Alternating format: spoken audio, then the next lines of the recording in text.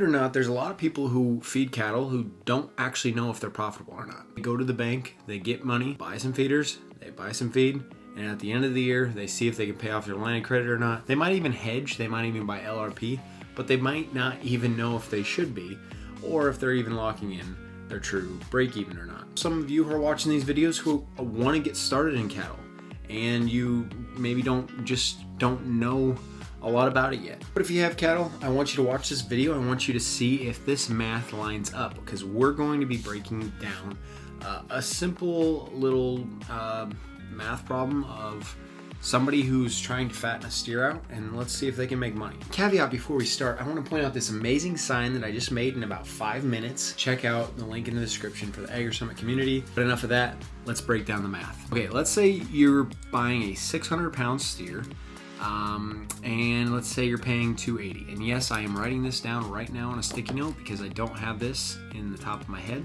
Well, if you pay $280, that's $1,680 per head, okay?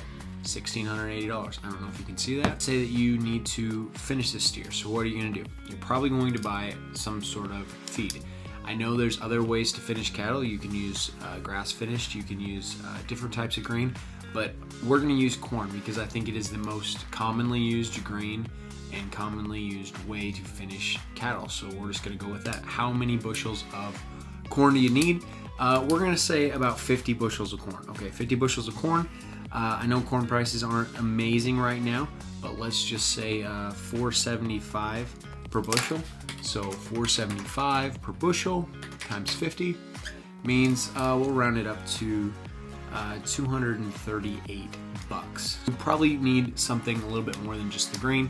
You probably need a little bit of hay. I mean, not always. I mean, some feed yards might use other things. They can use, corn silage, other types of things. But we're gonna just assume that you're using, I am gonna say $120 in either hay or supplements. I know there's like protein cubes and different things that people use.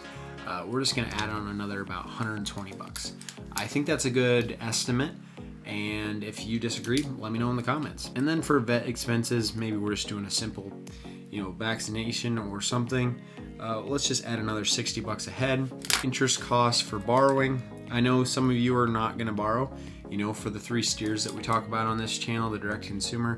I'm actually not using corn either, I'm using all cash. I'm not using, borrowed money.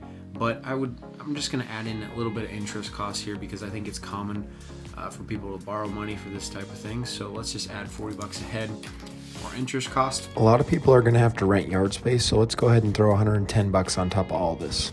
And if you add all that up, 568 bucks. So if you add that 568 bucks to that initial 1680, 2248 is your, I guess you would say, your true break-even. Okay, so let's say after 200 days on feed, your steer, 600-pound steer, is now about $1,350. So we're going to consider that a fat steer.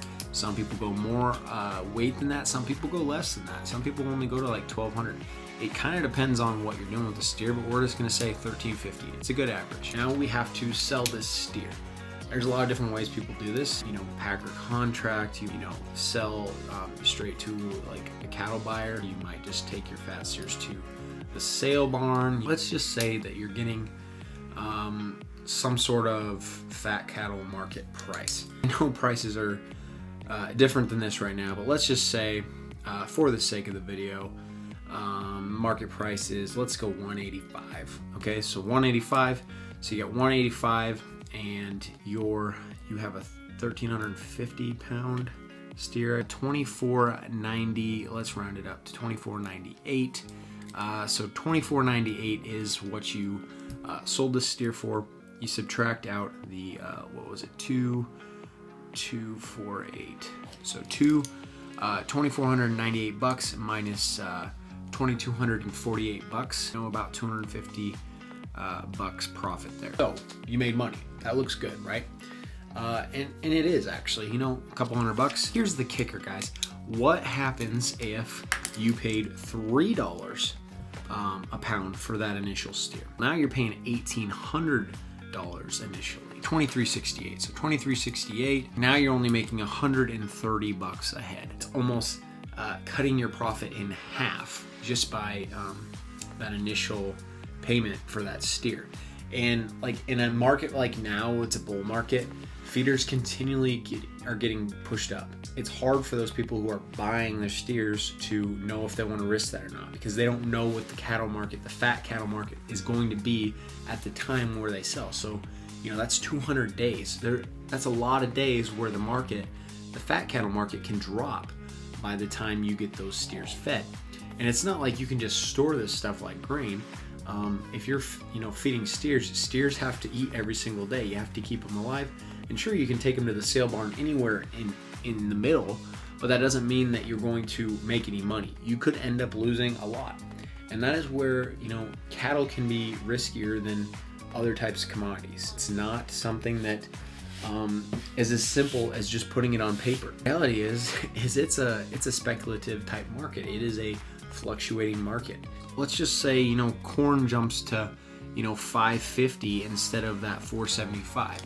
Well, $5.50, that adds another $38 to your feed cost. And all of a sudden, if you were at $130 break even, you take out $38 and now you're getting, less than $100 profit. I think that's 130 minus 38. You're down to $92 profit ahead, and it just cuts into it even more. So not only are you dealing with the cattle market fluctuating, you're also dealing with the feed cost fluctuating. That is where, maybe having diversity in your income, or having maybe a cow-calf operation and opting to feed some of those steers on the side is something. Maybe you do direct consumer, so where you can lock in some of your buyers, and you don't have to go straight to the the straight market. We're doing the direct consumer beef, those 3 steers that I'm starting with on this channel. It's part of what we're doing on this channel, and we're going to show the math for that here in the near future. I haven't even mentioned death loss or shrink or some of these other things that some cattle guys talk about. And I'll just say that the obvious one is death loss. Like when you're feeding cattle, there could be any kind of sickness that could go wrong. Your cattle get struck by lightning, for crying out loud. Like there can be so many different things that can go wrong. At the end of the day, the cattle market is a lot of work, and it's not for the faint of heart. So is cattle feeding profitable? The honest answer is yes, it can be, but it also kind of depends on what your initial costs are and what the market does in the meantime. If you're new to the cattle industry, or if you already have been a part of the cattle industry, and some of you will already know this, but if you think about how quickly we just calculated a break even, I know that was a super simple example, but we did that break even. Only then do you really know where you should lock in your LRP, or if you're choosing to use futures or options. There's different tools out there. LGM is a new one that I'm kind of learning about. And we have content and some training stuff on this in the AgriSummit community. It's part of why we built the community. Check out that link in the description. My personal opinion is, the guy or gal who makes money is the difference between the people who are actually calculating those numbers beforehand versus the people who are just sort of winging it and hope it works out. Consider doing the math, join the AgriSummit community, and don't gamble before you feed cattle. I'd appreciate you subscribing, share with 10 friends, like the video. The more subscribers and likes I get on these videos, the more time and effort I can put into this content to make the most valuable content possible. Appreciate y'all. I'll see you in the next one. And as always, God bless.